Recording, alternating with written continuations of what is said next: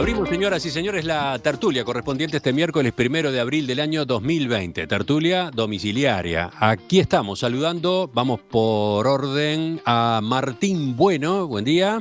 Buen día, ¿cómo andan? Soy Eh, el único que no está en el domicilio, creo. Mirá, ¿dónde te encontramos? Soy el único que está viniendo a la oficina. Hay que Eh, seguir abriendo la puerta, el correo sigue funcionando, las notificaciones, aunque han menguado mucho, siguen llegando y increíblemente siguen sonando el timbre cada tanto. ¿Qué Así que oficina es estamos aquí. esa? Estamos acá al lado de ustedes, en Plaza Independencia. Bien. Pero soy el único que viene. El único, el que quedó de guardia ahí. Bueno, Casilda Exacto. Echevarría, buen día. Hola, buen día. Tú Yo sí en tu sí casa. trabajando desde casa desde hace ya unos cuantos días a través de estos medios que nos han simplificado mucho la vida para estar lejos, ¿no? Otro día hablamos de cómo nos estamos adaptando o no a esas modalidades. Sigo, Juan Pedro Mir, también en casa, Sí, en casa totalmente, aquí. dando clases desde ahí. ¿Cómo es? Organizando, sí, las clases dando clases en magisterio con las plataformas y organizando el colegio en videoconferencia con las docentes, sí, trabajando mucho desde acá. Y por último, saludo a Tabois Uriarte, buen día. ¿Qué tal? ¿Cómo estás? Yo bien de cuarentena, primero razonable, preventiva, y bueno, y ahora como todos los uruguayos, y bueno, tratando de aprovechar el tiempo en casa, ¿no? Estudiando. ¿Autocuarentenaste? ¿Por qué? Porque volvías de un viaje, ¿no? Sí. Y un viaje del exterior, y bueno, aunque no era un lugar obligatorio, pero era razonable mantener una disciplina sanitaria. Y bueno, y ahora como todos los uruguayos tratando de trabajar en casa. Bueno, vamos a la primera parte de nuestra conversación de hoy. Esta semana y la que viene serán clave en el control de la epidemia de coronavirus en Uruguay, según advirtió este fin de semana el secretario de la Presidencia, Álvaro Delgado. Entramos en las 2 semanas principales del combate del coronavirus y para nosotros es clave la prevención. Y ustedes saben, porque han sido difusores de estas noticias, que cuanto más nos quedemos en casa evitamos la propagación. Y sobre todo en las personas mayores de 65 años. En este momento hay un énfasis fuerte puesto en implementar medidas para desestimular la circulación típica de la semana de turismo. Por otro lado, en cuanto a las clases, en principio está previsto que se retomen el lunes siguiente, 13 de abril, pero el propio Delgado dijo en estas horas que todas las medidas preventivas que se van tomando están en revisión permanente y que recién en los próximos días se evaluará si están dadas las condiciones para el regreso a las aulas en esa fecha. También ha trascendido que las autoridades esperan para mayo el pico de infectados y la peor parte de lo que se ha llamado emergencia sanitaria. Entonces, a partir de estos trazos muy generales, Martín, creo que tú querías discutir esto, lo planteabas en estos términos. ¿Cuánto resistimos como sociedad una experiencia como esta? A ver, te dejo la palabra. Exactamente, a ver, está claro que estamos ante un problema que no tiene solución. Y eso es como la primera y constatación muy fuerte que hay. O sea, tenemos una crisis sanitaria que provoca una crisis económica, una crisis social, sí seguramente ya estamos viendo en algunos otros lugares, crisis incluso de convivencia. Ahora estaba viendo que parece que a un hombre que fue a hacer la cuarentena a Punta del Diablo le quisieron incendiar la casa.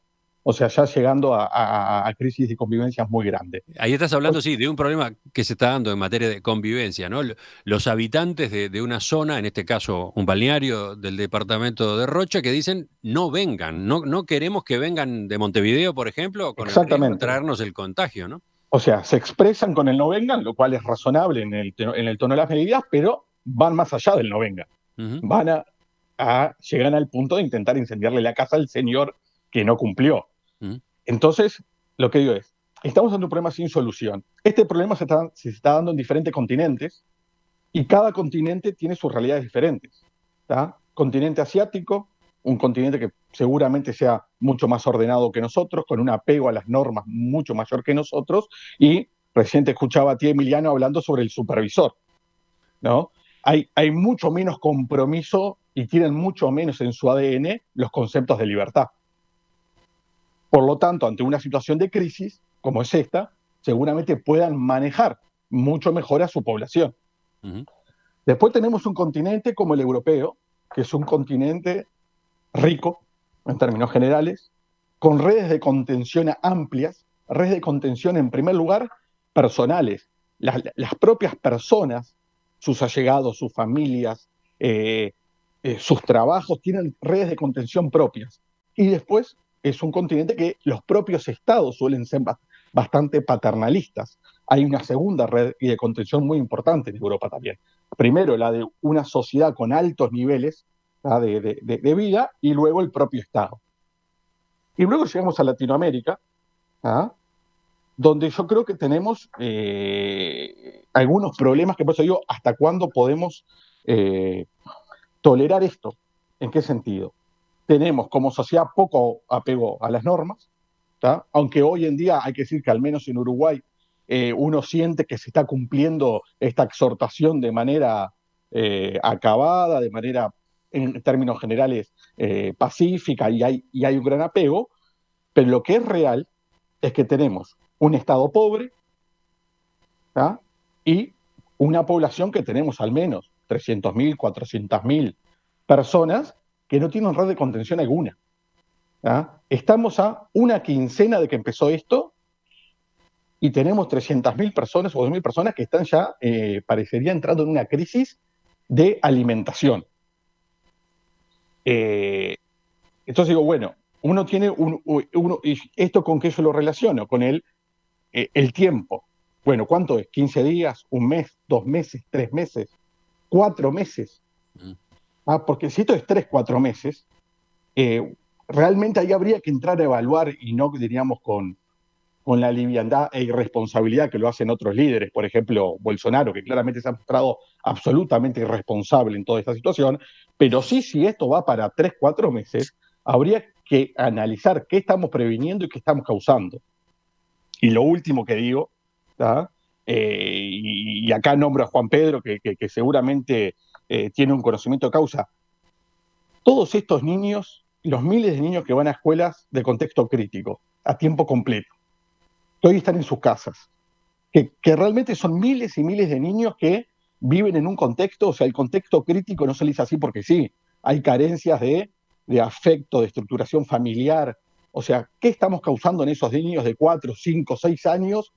Que el colegio, que la escuela del barrio es el único oasis que tienen de institución, de orden, de cariño. Entonces, bueno, 15 días, un mes, ahora 6 meses. Entonces me parece que en algún momento es como que hay que sentarnos y decir, bueno, ¿qué vamos a prevenir? ¿Qué vamos a causar? Sí. Está interesantísimo el enfoque. Por supuesto que se te hizo largo, pero es que tiene esos y tantos otros puntos más para considerar. Flor de pregunta. A ver, ¿quién se larga a contestar? Levante la mano el primero.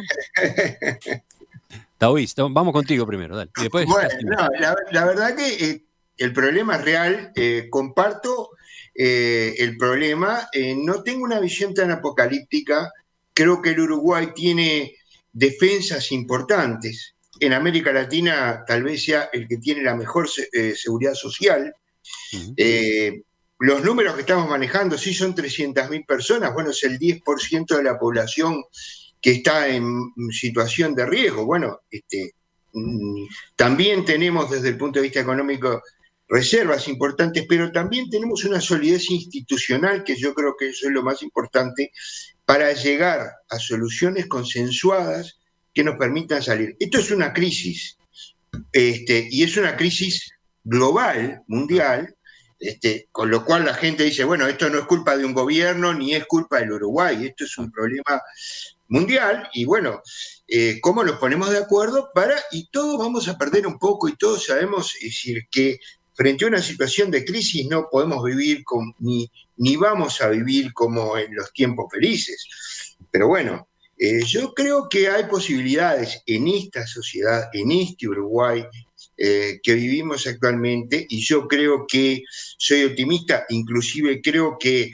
ese encuentro entre gobierno y oposición es mucho más que un simple encuentro, es, La digamos... reunión de ayer en Torre Ejecutiva, la reunión en la que el presidente Lacalle recibió al Frente Amplio, ¿no? ¿Estás hablando de eso? Voy a decir desde varios puntos de vista, porque está desde el punto de vista, también desde el punto de vista del gobierno, que dijo, acá la prioridad es el problema del coronavirus y entonces la ley de urgente consideración la dejamos un poquito para atrás y vamos a buscar soluciones. Yo creo que hay situaciones, y yo creo que los uruguayos no somos tan indisciplinados como a veces pensamos que somos. Vamos a seguir escuchando ahora a Casilda. ¿Cómo la ves tú?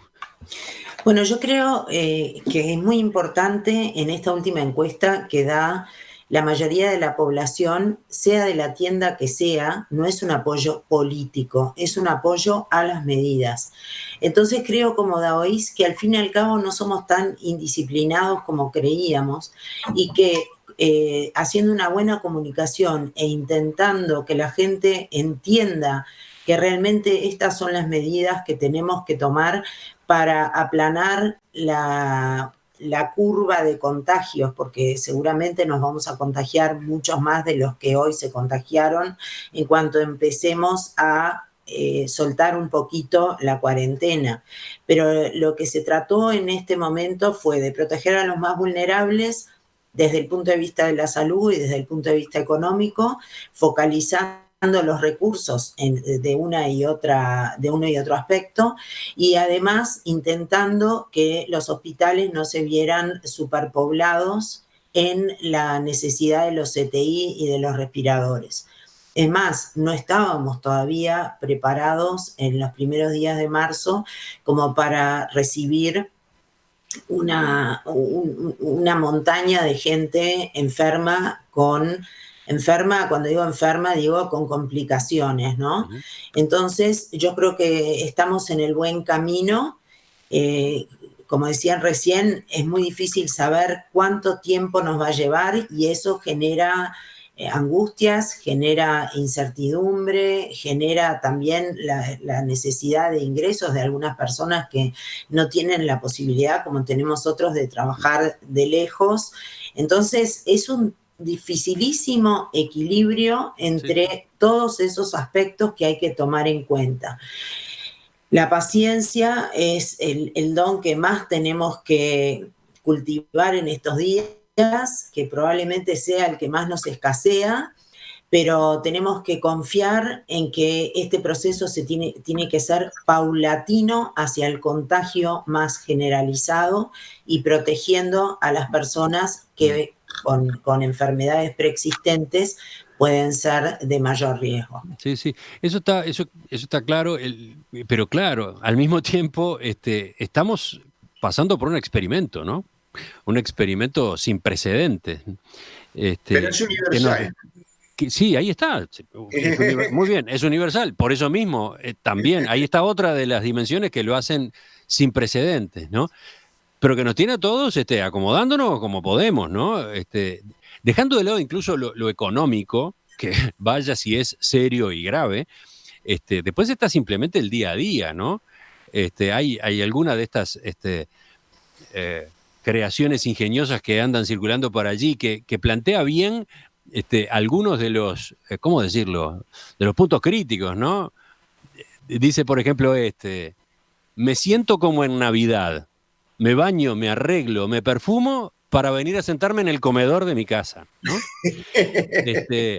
Y otro, ¿alguien quiere ir al cine en el mes de septiembre? Otro, ya no es lunes, martes ni miércoles, solo mañana, tarde y noche. Otro, voy a dormir, que mañana toca descansar otra vez. Son bromitas, pero que tocan puntos críticos de esta experiencia por la que estamos pasando, ¿no? A ver, Juan Pedro, te escucho a propósito de la pregunta que planteaba recién Martín. Hola, buenos días para todos. Me pareció muy, muy interesante la propuesta de hoy, de cómo imaginamos cuántos meses aguantamos. Yo creo que lo tomaría por otro lado. Yo lo tomo como que no es prepararnos para la salida o aguantar para la salida, sino que la clave es tomar la situación que estamos viviendo para ir repensando la sociedad que construimos. Yo creo que esa es la mejor experiencia que le podemos dejar a nuestros hijos y nuestros nietos y nosotros mismos. Nuestra especie nosotros somos básicamente monos que caminan erguidos y con el cerebro más desarrollado, pero somos básicamente monos. Y antropológicamente lo que nos define es la capacidad gregaria de estar y cooperar. Yo creo que hoy lo marcaba Martín la diferencia entre la cultura occidental, la cultura oriental. Creo que hoy por hoy hay paradigmas que nos interpelan de qué manera nosotros hoy repensamos el tejido social. No hay un Uruguay, hoy no estamos viviendo los uruguayos, no hay un solo Uruguay. Hay muchos Uruguay, hay uruguayos que están en este momento recibiendo la lluvia, zafando la zanja, hay otros uruguayos que están cosechando, hay otros uruguayos cuyo horizonte su nivel de vida no va a cambiar sustancialmente previo coronavirus y después coronavirus. Van a seguir dependiendo de la asistencia del Estado. Lo que ha hecho este coronavirus es develar algo que ya estaba estructurado. Entre otras cosas, palabras como pobreza, indigencia, no cambiaron con el coronavirus. No es que la gente en 15 días cambió la situación, no, estaba en esa situación. Lo que pasa es que una circulación de dinero permitía sobrevivir. Entonces, yo creo, ¿cuánto tiempo va a durar esta situación, Martín? Yo creo que va a durar meses. Y creo que nos va a obligar a nosotros a reconstruir relaciones familiares, nos va a obligar a nosotros a repensar el vínculo de cuidado con nuestros viejos y nuestros niños y nosotros mismos, y nos va a reobligar a repensar modelos sociales que quizás están bastante acabados. El Uruguay es hincha, decía Real de Azúa, es un anarquista hincha del Estado. Repensar el modelo de Estado, repensar qué lugar ocupa el Estado hasta depender del Estado, repensar ese lugar. Creo que como primer apunte es donde yo me ubico. Tengo acá algunos aportes que hacen los oyentes. Por ejemplo, Sergio anota, hoy se cumple recién un mes de la asunción del actual gobierno. ¿Habían sacado esa cuenta? Sí, claro. ¿Quién se acuerda de los temas que estábamos discutiendo y de los temas que teníamos en la agenda hace un mes? ¿No? Cuando, bueno, a esta hora, hace un mes, todavía no había asumido. A esta hora, hace un mes, todavía la calle Pou no había ido al Palacio Legislativo a hacer su discurso ante la Asamblea General, ¿no? Estamos hablando de ese tiempo nada más, y estamos hablando de una transformación brutal. Una transformación que, por ejemplo, se mete adentro de las familias. Ustedes han mencionado algunas aristas de eso. Plantea un oyente, hay todo un crujido entre los vínculos familiares y la tecnología, ¿no? Con manifestaciones positivas y otras al mismo tiempo inquietantes o eventualmente dañinas. Y podríamos seguir cuánto tiempo. A ver, vuelvo a Martín. A ver, lo que decía Juan Pedro es así. Esto no solo es una oportunidad, las circunstancias nos están obligando a reinventarnos. ¿Ah? O sea, estamos obligados a hacerlo, o sea, como dicen, o sea, nos obligan a salir a pelear. No tenemos opción. Eso de vuelta es un dato de la realidad. Igual va a haber un proceso de transición, como todas estas cosas, sobre todo si esto lleva muchos meses, y a mí me parece que hay que empezar a pensar, bueno, en esa transición, hasta que nos reinventemos como sociedad, en parte o en todo, veremos cómo es, o sea, hay datos que realmente no son optimistas. Hay datos que van a pasar y que lo que pasa que a mí me da la sensación que no estamos hablando de ellos porque no estamos dispuestos a aceptar que todo va a estar mucho peor dentro de 15 días, dentro de un mes y medio. Pero uno cuando transita por la ciudad, uno que tiene ciertos clientes que están, o sea, realmente seguramente hay una crisis, pero sin precedentes en Uruguay. Y yo sé que soy pesimista y alarmista, pero es lo que siento, y el Estado seguramente no puede estar en cada lugar. El Estado obviamente que hará su esfuerzo, ya además, eso por las dudas decir, o sea, la manera en que el gobierno viene manejando la crisis, creo que hasta ahora tiene muy pocas objeciones y ha sido ejemplar. Pero a mí es como que me gustaría y me daría tranquilidad que están pensando en el drama que va a pasar, porque esto empezó hace 15 días, cuando venga el frío, y cuando todos los restaurantes sigan cerrados, y cuando no haya autos en la calle, y cuando no haya circulación. Estemos en junio, en julio, agosto, con 2 grados con el Pampero, con 12 grados de día. O sea, qué vamos a hacer ahí como sociedad, porque además no son solo estas 300.000, 400.000 personas que ya estaban. Hay un universo de micro y pequeños y hasta medianos empresarios que esto le pega, no digo igual, porque tienen otra red de contención, pero esa red de contención les puede durar 30, 60, 90 días, pero el micro y el pequeño empresario, esto es caja cero y no saben cómo reconvertirse.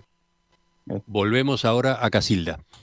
Sí, yo no creo realmente que esto se pueda sostener durante varios meses, no creo eso. Creo que justamente lo que se está intentando es que el contagio sea paulatino. ¿Esto cómo se consigue? Bueno, reanudando de a poco las actividades. Cada uno sabrá los recaudos que tiene que tomar cuando vaya y reinicie sus actividades en su oficina, en su empresita, en donde sea.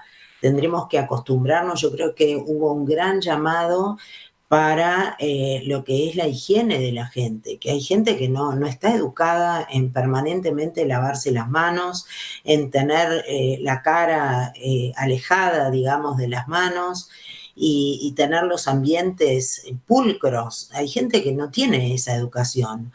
Y yo creo que ahora están haciendo un llamado muy importante para eso. Y eso va a contribuir a volver a las actividades paulatinamente, pero con esos cuidados que antes por ahí no se tenían. No creo que la economía pueda aguantar, porque el país no estaba ya en situación hace un mes de aguantar el quiebre de la economía por varios meses. Nosotros no tenemos ese respaldo.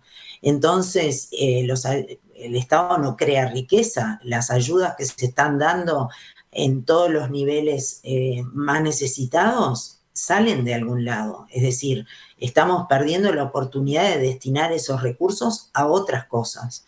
Y por lo tanto, hay que cuidar mucho la economía, porque la economía no es un tema macro del cual hablan los economistas y nada más. La economía se llama Juan López, que tiene un kiosco en la esquina, se llama Pedro González, que es el que trabaja en las ferias, Sí, y así justamente. Sucesivamente. Por ahí están Entonces, ahora, por lo que veo, tú sos un poco más optimista que Martín. Tú tenés la impresión de que ante un manejo que se compruebe exitoso, o por lo menos inicialmente exitoso, de la distribución de la pandemia, podría empezar a flexibilizarse algunas de las medidas más drásticas, podríamos empezar a retomar la actividad.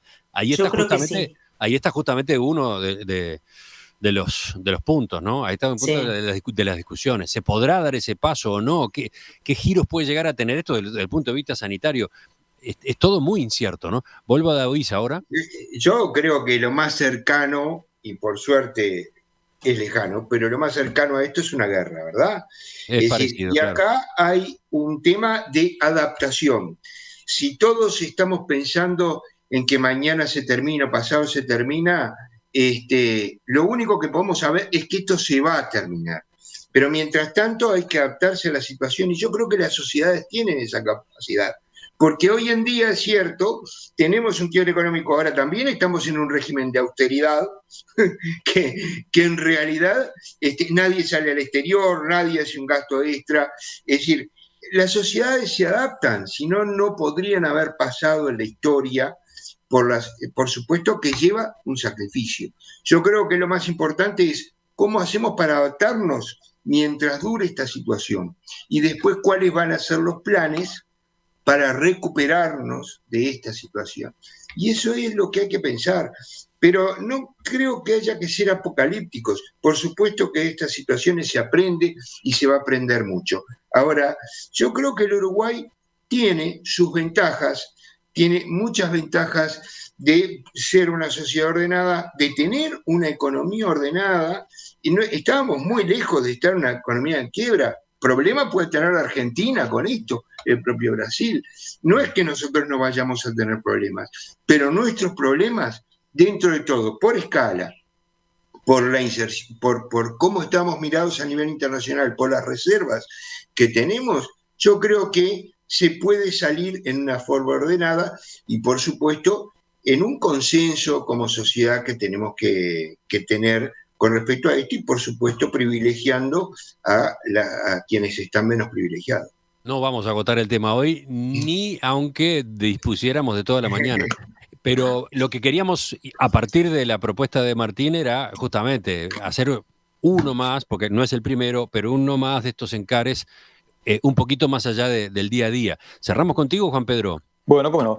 Yo creo que hay dos velocidades. Uno es el seguir pensándose como país, el adaptarse, el seguir trabajando